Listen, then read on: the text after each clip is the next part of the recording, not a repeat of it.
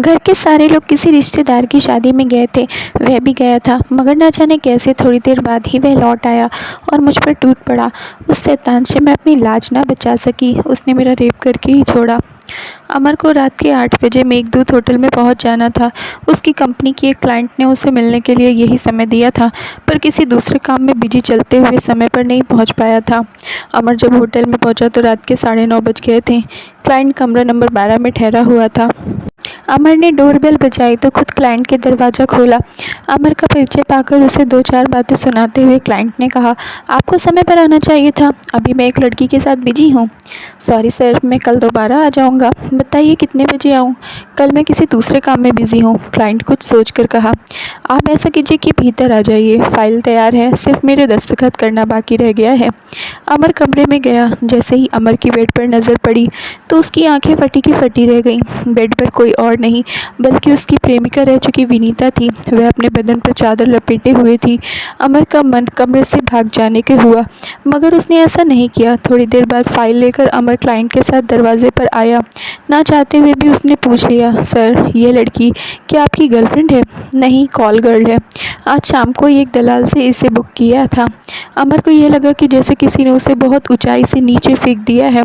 अमर को विनीता से बिछड़े हुए 2 साल हो गए थे। इस बीच उसने न जाने कहाँ कहाँ उसे ढूंढा, मगर वह उसे नहीं मिली। अमर बिहार के पटना जिले के एक गांव का रहने वाला था। ग्रेजुएशन करते ही उसे दिल्ली की एक बड़ी कंपनी में नौकरी मिल गई थी। वह कुंवारा था, इसलिए अपने माता पिता भाई बहन को गांव में छोड़कर दिल्ली अकेले ही आया था। नौकरी ज्वाइन करने के बाद अमर को जिस बिल्डिंग में किराए का फ्लैट मिला था, उसी में विनीता अपने पिता के साथ दूसरी मंजिल पर रहती थी। घर से अमर का दफ्तर बहुत दूर था, इसलिए आने जाने के लिए उसने मोटरसाइकिल खरीद ली थी। शुरू में तो नहीं, मगर बाद में अमन ने इस बात पर ध्यान दिया कि शाम को जैसे उसकी मोटरसाइकिल बिल्डिंग के अहाते में आती है, दूसरी मंजिल की बालकनी में झट से 20-22 साल की एक खूबसूरत लड़की आकर उसे देखने लगती है। पता करने पर मालूम हुआ कि उस लड़की का नाम विनीता है। धीरे धीरे अमर को लगने लगा कि वह विनीता को प्यार करने लगा है, उसके बिना नहीं रह पाएगा। एक दिन अमर विनीता को अपने दिल का हाल बताने के लिए बेचैन हो गया। जैसे वह शाम को दफ्तर से आया, विनीता को बालकनी में देखा। अमर ने संकेत से उसे बताया कि वह उसके पास आ रहा है। विनीता ने उसे मना नहीं किया। फिर वह खुश होकर उसके फ्लैट पर पहुंच गया। विनीता दरवाजे पर खड़ी थी। उसने मुस्कुराकर उसका स्वागत किया, फिर उसे अंदर ले गई। अमर को बैठाकर विनीता चाय नाश्ता लाने के लिए जाने लगी तो उसने उसे रोक लिया, अपने पास बैठा लिया। अमर ने पहले उसे अपने बारे में बताया, फिर कहा कि वह उससे प्यार करता है और शादी करना चाहता है। क्या आपको पता है कि मैं विधवा हूँ? मेरा 1.5 साल का एक बेटा है। अमर को विनीता की इस बात पर यकीन नहीं हुआ। उसने कहा, अभी तुम्हारी उम्र 22 साल की होगी, इतनी कम उम्र में तुम्हारी शादी हो गई, बच्चा भी हो गया और विधवा भी हो गई। मुझे लगता है कि तुम मुझसे शादी नहीं करना चाहती हो, इसलिए ऐसा कह रही हो। विनीता कुछ कहती उससे पहले ही एक कमरे से बच्चे के रोने की आवाज़ सुनाई पड़ी। विनीता उठकर उस कमरे में चली गई। जब वह आई तो उसकी गोद में एक खूबसूरत बच्चा था। यही मेरा बेटा है, इसका नाम रियांश है। यह सुनकर अमर दुखी हो गया। मैं जानता था कि उसके घर वाले हरगिज़ किसी भी तरह से उसकी शादी एक विधवा से नहीं होने देंगे। ऊपर से वह एक बच्चे की माँ भी थी। दरअसल बात यह है कि जब मैं 11वीं कक्षा में पढ़ती थी तो मुझे एक लड़के से प्यार हो गया। वह भी मेरे साथ ही पढ़ता था। मेरे पिता को पता चल गया था कि मैं प्यार मोहब्बत के चक्कर में फंस गई हूँ। उन्होंने उस लड़के के पिता से शादी की बात कर डाली और मेरी उस लड़के से शादी कर दी गई। शादी के 1 साल होते होते मैं विधवा हो गई। एक सड़क हादसे में मेरे पति की मौत हो गई थी। उस समय मैं पेट से थी। उसके बाद मुझ पर कहर टूट पड़ा। ससुराल वालों ने डायन कहकर घर से निकाल दिया और मैं मायके आ गई। मेरे पिता ने तो इस सच को बर्दाश्त कर लिया, मगर मेरी माँ बर्दाश्त ना कर सकी। दिल का दौरा पड़ने से उनकी मौत हो गई। माँ की मौत के बाद मैं खुदकुशी करने की कोशिश की, मगर पिता ने मुझे बचा लिया। मुझे समझाया कि बच्चे को हर हाल में जन्म देना होगा और उसके लिए जीना होगा। उन्होंने यह भी कहा कि अगर मैं खुदकुशी कर लूँगी तो उनका क्या होगा? इस बुढ़ापे में उन्हें कौन देखेगा? पिता की बात बिल्कुल ठीक थी। मैं अपने माता पिता की इकलौती औलाद थी। मैं खुदकुशी कर लेती तो उन्हें देखने वाला कोई नहीं बचता। समय पर मैंने बच्चे को जन्म दिया और पूरा ध्यान उसकी परवरिश पर लगा दिया। मैं दूसरी शादी नहीं करना चाहती थी, लेकिन पिता हर हाल में मेरी दूसरी शादी करना चाहते थे। उनका कहना था कि उनकी मौत के बाद मुझे कौन देखेगा। मजबूर होकर मैंने पिता को अपनी दूसरी शादी की सहमति दे दी, लेकिन मेरी यह शर्त थी कि मैं उसी से शादी करूंगी जो मेरे बेटे को अपना नाम देगा। लड़के की तलाश शुरू होती है। उससे पहले मैंने अचानक एक दिन आपको देखा और दिल में बसा लिया। मैं चाहती थी कि पहले आप मुझे अपने दिल का हाल बताएं, उसके बाद मैं अपने बारे में सब कुछ आपको बता दूंगी। अब आप जो फैसला करेंगे मुझे मंजूर होगा। विनीता की आप बीती सुनकर अमर चिंता में पड़ गया। वह आनन फानन कोई फैसला नहीं करना चाहता था। घर वालों को मनाने की बात का कहकर वह वहाँ से चला गया।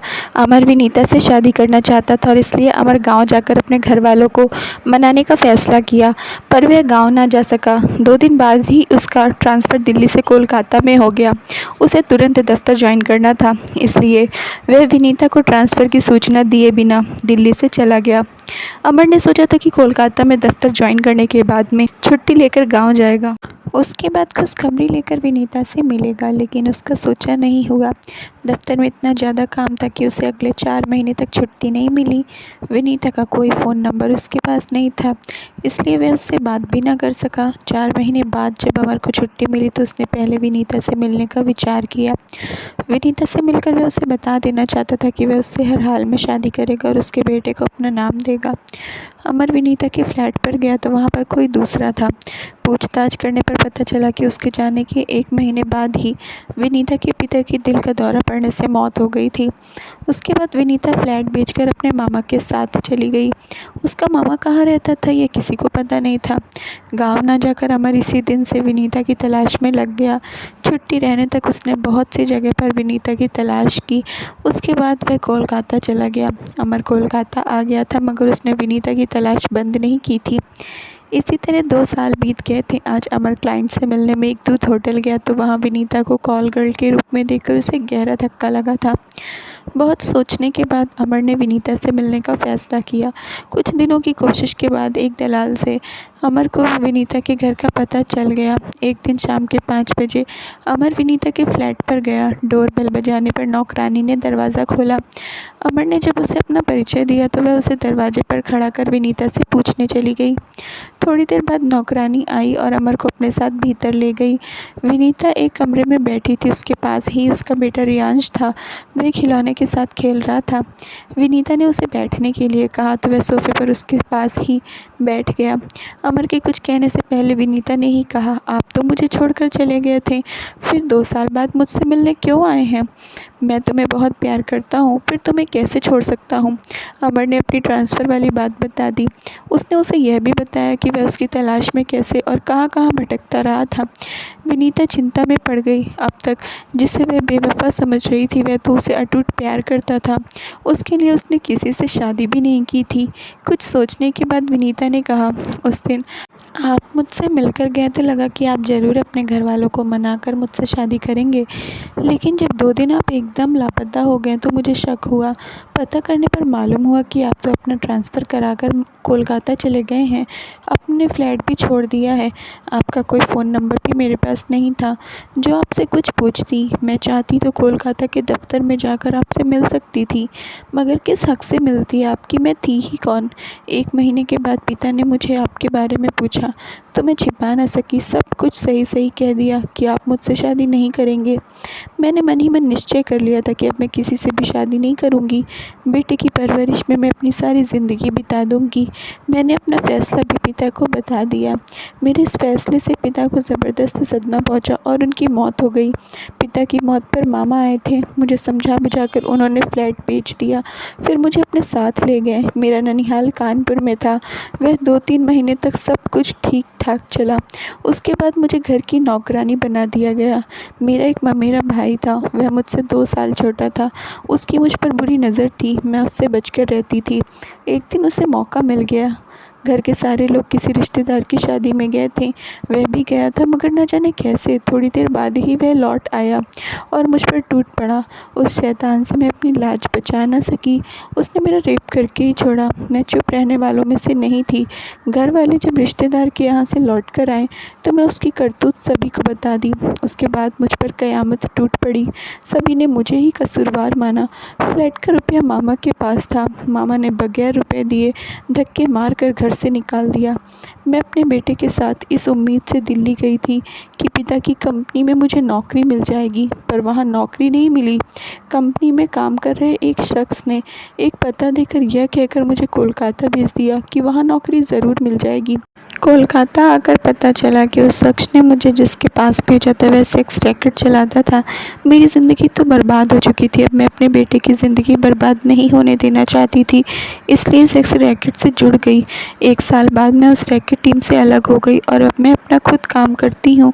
विनीता चुप हो गई तो अमर ने कहा, जो होना था वह हो गया, अब तुम मुझसे शादी कर लो। यह सुनकर विनीता हैरान रह गई। विनीता को हैरत में पड़ा देखकर अमर ने कहा, मैं तुमसे बेहद प्यार करता हूँ, इसलिए सब कुछ जानने के बाद भी तुमसे शादी करूँगा। तुम्हारे लिए मुझे अपने घर वालों से रिश्ता तोड़ना होगा तो तोड़ दूँगा। विनीता ने सोचने समझने के लिए अमर से 1 दिन का समय लिया। अगले दिन सुबह जब अमर विनीता के घर गया तो वहाँ का अजीब सा मंजर देखकर परेशान हो गया। फ्लैट पर पुलिस थी, विनीता की नौकरानी भी वहाँ थी। पूछताछ करने पर अमर को पता चला कि विनीता ने रात के किसी पैर में खुदकुशी कर ली थी। सुबह सवेरे जब नौकरानी काम करने आई तो फ्लैट का दरवाज़ा अंदर से बंद था। जब विनीता ने दरवाज़ा नहीं खोला तो नौकरानी ने पड़ोसी को बताया और उसने पुलिस को सूचना दी। पुलिस आई और फ्लैट का दरवाज़ा तोड़कर अंदर गई। विनीता सीलिंग फैन से झूल रही थी। विनीता ने पुलिस के नाम सुसाइड नोट लिखा था। उसमें लिखा था कि वह अपने काम से खुश नहीं है, इसलिए खुदकुशी कर रही है। विनीता ने एक खत अमर के नाम भी लिखा था। उस खत में लिखा था, पाप का बोझ लेकर अब मैं जीना नहीं चाहती, इसलिए दुनिया से विदा ले रही हूँ। उम्मीद है कि आप मेरे बेटे रियांश को अपना नाम देंगे। अमर ने पुलिस को बताया कि विनीता उसकी बिन ब्याही पत्नी थी और रियांश उन दोनों के प्यार की निशानी है। पुलिस ने रियांश को अमर के हवाले कर दिया। थैंक यू फ्रेंड्स, उम्मीद करती हूँ आप लोगों को स्टोरी पसंद आई होगी, तो प्लीज़ जल्दी से लाइक कर दीजिए। चैनल पर नया है तो सब्सक्राइब कर लीजिए और अपनी राय हमें कमेंट बॉक्स में ज़रूर दीजिए।